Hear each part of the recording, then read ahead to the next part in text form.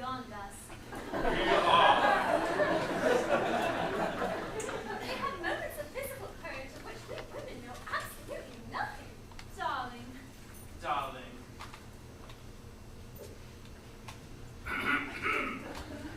Lady Bracknell.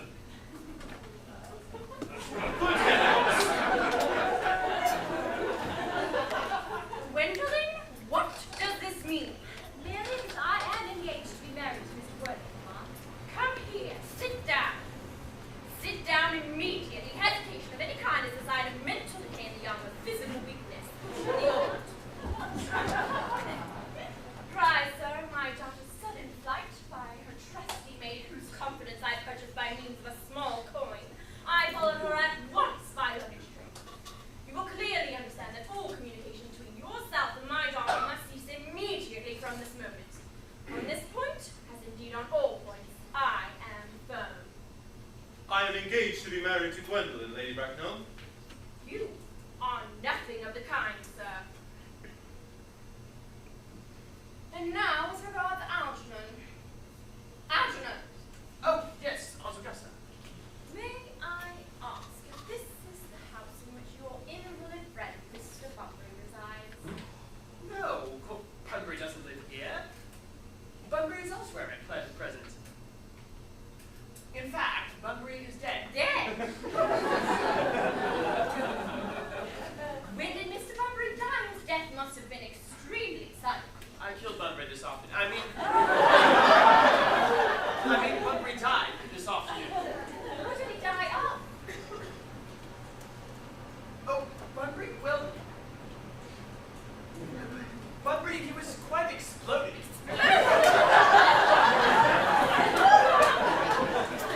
Was he the victim of a revolutionary outrage? I was not aware that Mr. Bunbury was interested in civil legislation. If so, he is well punished for his morbidity. I mean to say, Aunt Augusta, that Bunbury was found out. The doctors found out that Bunbury could not live, and so Bunbury died.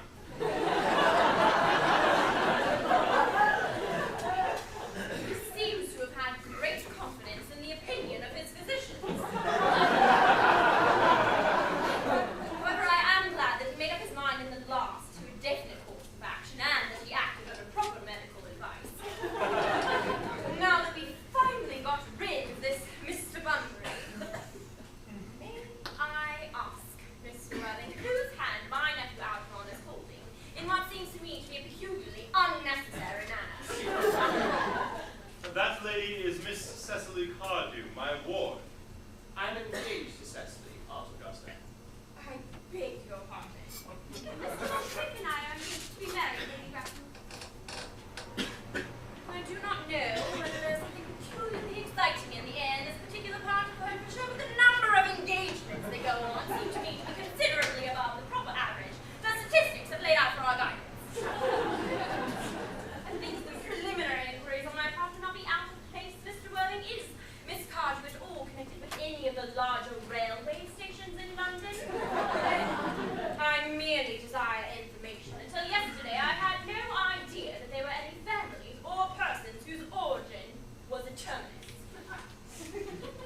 Miss Cardew is the granddaughter of the late Mr. Thomas Cardew of 149 Belgrave Square, SW, Gervais Park, Dorking, Surrey, and the Sporting, Feastshire, NB. This is not unsatisfactory.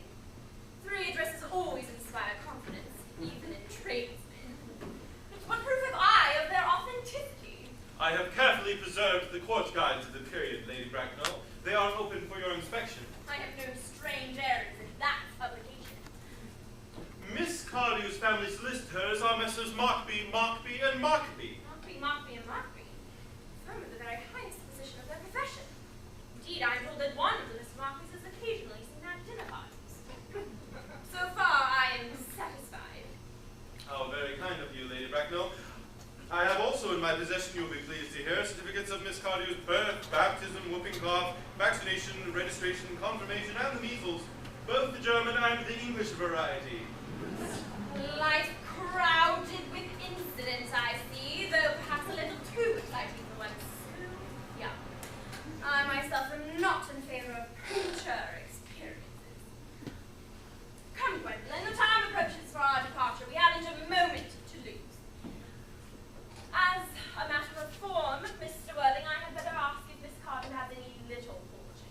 Oh, only about £130,000 in the funds. That is all. Good day, Lady Bracknell. So pleased to have seen you. A moment, Mr. Worthing, £130,000. And in the funds? Well, Miss Cardew seems to me a most attractive young girl now that I look at her. Few girls of the present age possess any really solid qualities, any qualities that last and improve with time. We live, I regret to say, in an age of surfaces. Come here, dear.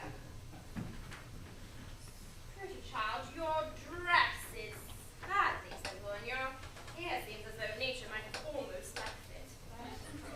We can soon alter all that, as though experienced French maid produces a really marvelous effect in a very brief space. Turn around, dear. Oh no, the side view is what I want.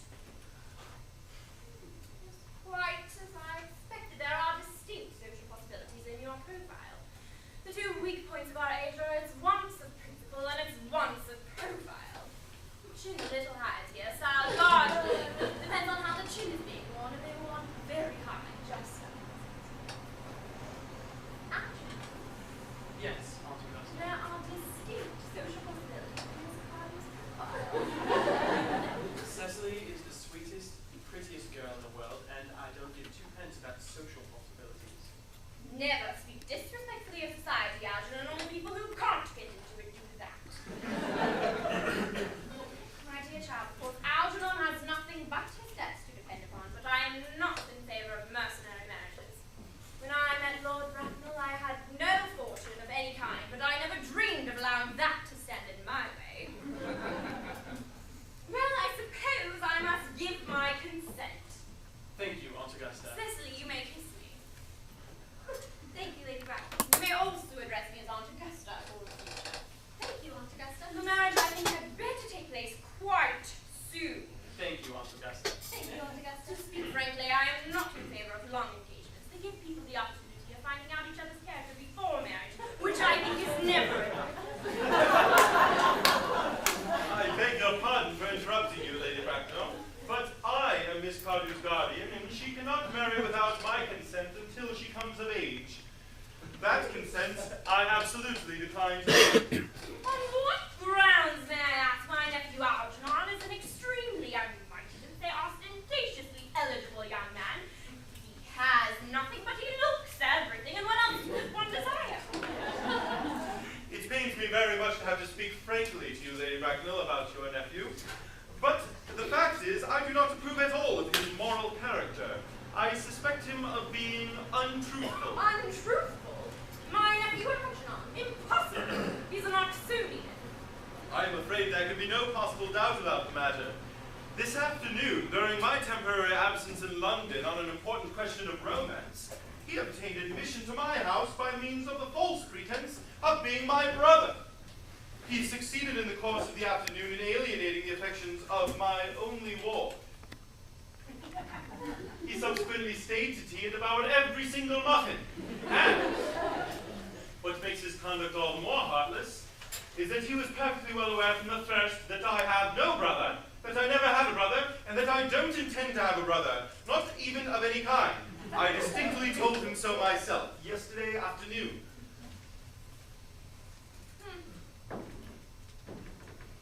After careful consideration, Mr. Worthing, I decide to entirely overlook my nephew's conduct towards you. That is very generous of you, Lady Bracknell. My own decision, however, is unalterable. I decline to give my consent. Come here, dear child. How old are you?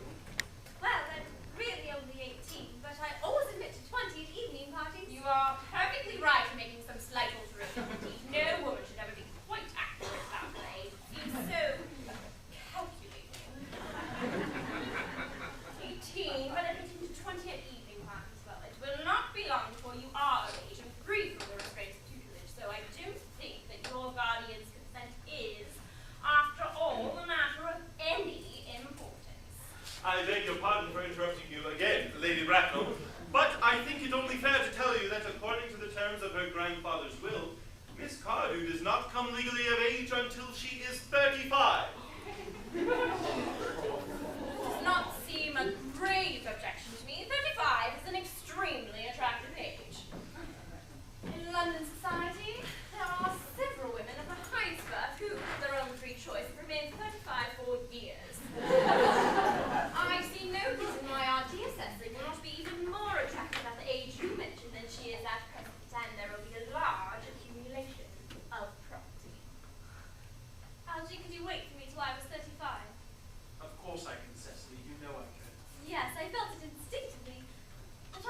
wait all that time.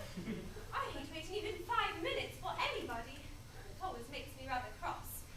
I'm not punctual myself, I know, but I do like punctuality in others, and I'm afraid that waiting, even for marriage, is quite out of the question. And what is to be done, Cecily? I don't know, Mr. Moncrief.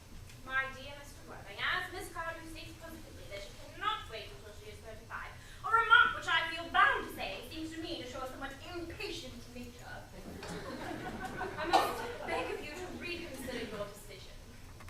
But, Lady Bracknell, the matter is entirely in your own hands. The moment you consent to my marriage with your daughter, I will gladly allow your nephew to form an alliance with my ward. You must be quite aware that what you propose is out of the question. Then a passionate celibacy is all that any of us can look forward to. That is not the destiny that I propose for Gwendolyn. Algernon, of course, can choose for himself. Come, dear, we've missed 5, if not 6 trains already. To miss any more might expose us to comment on the platform. The Reverend Dr. Chasuble. Everything is quite ready for the christenings. The christening, sir. Is that not somewhat premature? Both these gentlemen have expressed desire for immediate baptism. At their age, the idea is grotesque in a religious Algernon. I forbid you to be baptized. I will not hear of such excesses. Lord Bracknell would be highly displeased if you would find out that was the way in which you decided to waste your time. And I to understand, then, that there are to be no christenings at all this afternoon? I think that as things are now, it would not be of much practical value to either of us, Dr. Chasuble. I am grieved to hear such sentiments from you, Mr. Worthing. They savor of the heretical views of the Anabaptists. Views which I have completely refuted in 4 of my unpublished sermons. However, as your present mood appears to be one peculiarly secular, I will return to the church at once. Indeed, I have just been informed by the pew opener that for the last hour and a half, Miss Prism has been waiting for me in the vestry. Miss Prism? Did I hear you mention a Miss Prism? Yes, Lady Bracknell, I am on my way to join her. Pray allow me to detain you for a moment. His matter may prove to be of vital importance to Lord Bracknell and myself. Is this Miss Prism a female of repellent aspect, remotely connected with education? She is the most cultivated of ladies and the very picture of respectability. It is obviously the same person. May I ask what position she holds in your household? I am a celibate, madam. Miss Prism, Lady Bracknell, has been for the last 3 years Miss Cardew's esteemed governess and valued companion. In spite of what I hear, for I must see her at once. Let her be sent for. She approaches. She's nigh. I was told you expected me in the vestry, dear Canon. I've been waiting for you there for an hour and 3/4. Prism? Come here, Prism. Prism, where is that baby?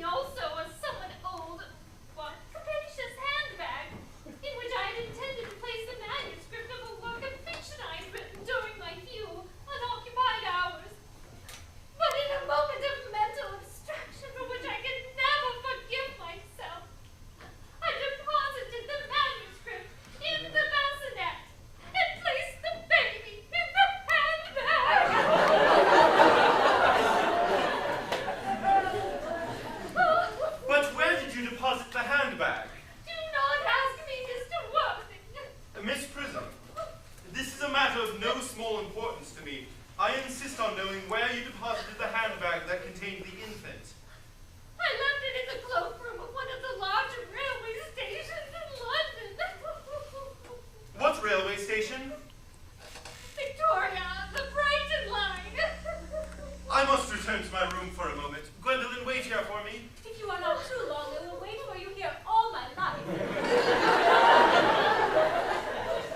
What do you think this means, Lady Bracknell? I dare not even suspect, Dr. Chatterwood. I need hardly tell you that in families of high position, strange coincidences are not supposed to occur. They are hardly considered the thief.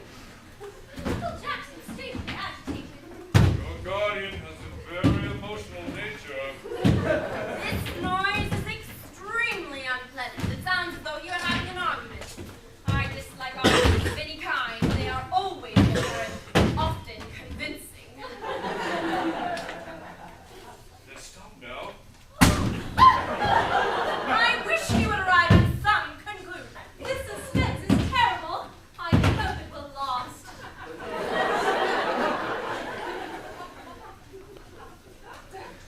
Is this the handbag, Miss Prism? Examine it carefully before you speak. The happiness of more than one life depends on your answer. It appears to be mine. Yes, here is the entry received through the upsetting of a Gower Street omnibus in younger and happier days. And here is the stain in the lining caused by the explosion of a temperance beverage. An incident that occurred at Leamington. And here on the locker my initials. I had forgotten that in an extravagant moment I had them placed there. The bag is undoubtedly mine. I am delighted to have it so unexpectedly returned to me. It's been a great inconvenience being without it all these years. Miss Prism, more is returned to you than this handbag. I was the baby you placed in it. You? Yes, Mother. I am unmarried. Unmarried? I do not deny that this is a serious blow. But who has the right to cast a stone against one who has suffered? Cannot repentance wipe out an act of folly? Oh! Why must there be one law for men and another for women? Oh! Mother, I forgive you. Mr. Worthing! There is some error. There is the woman who can tell you who you really are.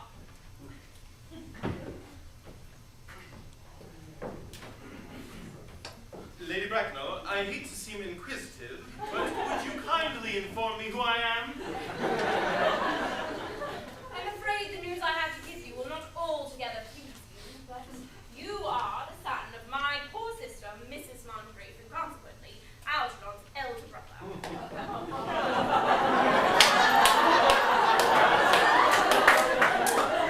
Algy's elder brother? Then I have a brother after all. I always knew I had a brother. Cicely, how could you have ever doubted that I had a brother? Dr. Choswell, my unfortunate brother. Miss Prism, my unfortunate brother. Gwendolyn, my unfortunate brother. Algy, you young scoundrel, you will have to treat me with more respect in the future. You have hardly behaved to me like a brother in all your life.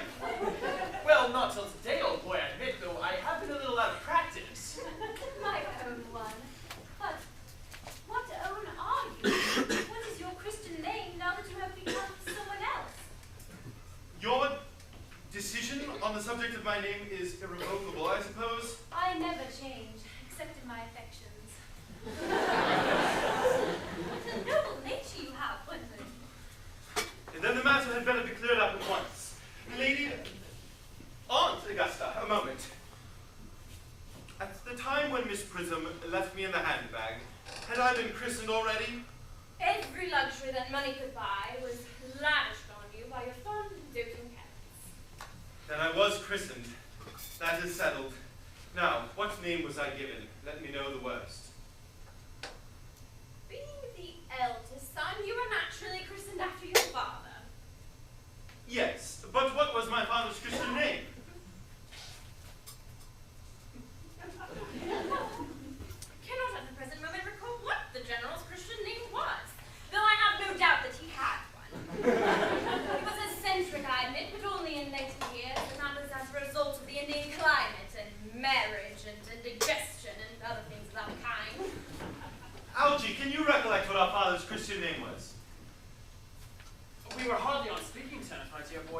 died before I was a year old. His name would appear in the army lists of the period, I suppose. The general was essentially a man of peace, except in his domestic. I have no doubt that his name would appear in any military directory. The army lists of the last 40 years are here. These delightful records should have been my constant study. Generals Malum, Maxbaum, Magley, what ghastly names they have. Mockbee, Mixby, Moncrief, Lieutenant 1840, Captain, Lieutenant Colonel, General 1869, Christian names, Earnest John. I always told you my name was Earnest, didn't I, Gwendolyn? Well, it is Earnest. I mean, it naturally is Earnest. Yes, I remember that the general was called Earnest. I knew I had a particular reason for disliking that name. Ernest, my own Ernest. I felt from the first that you could have no other name. Gwendolyn, it is a terrible thing for a man to find out suddenly that all his life he has been speaking nothing but the truth. Can you forgive me? I can, for I feel that you are sure to change. My own one. Tisha. Frederick, at last. Cecily, at last. Gwendolyn, at last. My nephew, you seem to be displaying signs of triviality. On the contrary, Aunt Augusta, I've now realized for the first time in my life the vital importance of being earnest.